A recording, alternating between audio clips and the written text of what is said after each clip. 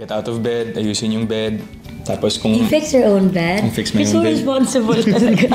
Grabe ka talaga, no? I fix my Kahit own. gano'n ka kapuyat, Parang for you to be able to be productive for that day, you have to fix your you bed. have to fix your bed para meron ka agad accomplishment sa araw na yun. And then everything will follow.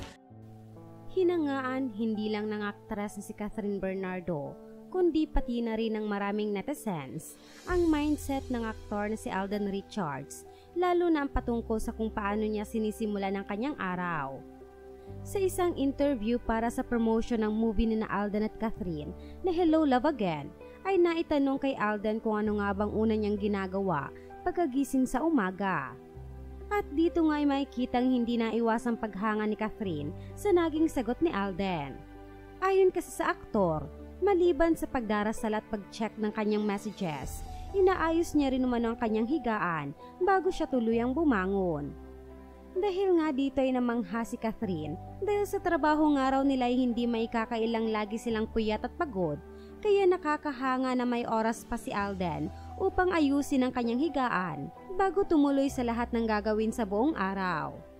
Mga pahayag ni Alden: paggising syempre you pray, and then check ka ng phone sa messages. Tapos you go get out of your bed, ayusin yung bed.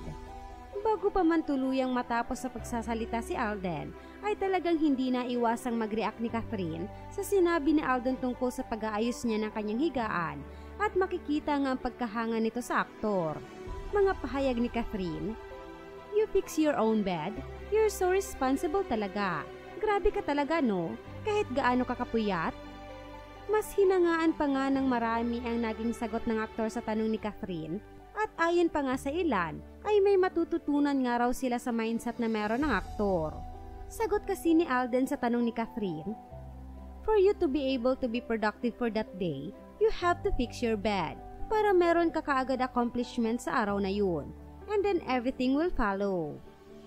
Samantala, napansin nga ng maraming netizens kung gaano namangha si Catherine sa pagiging responsable ni Alden at sa mindset nito, kaya naman biro ng ilang fans ay tila nai-inlove na nga raw ito sa aktor.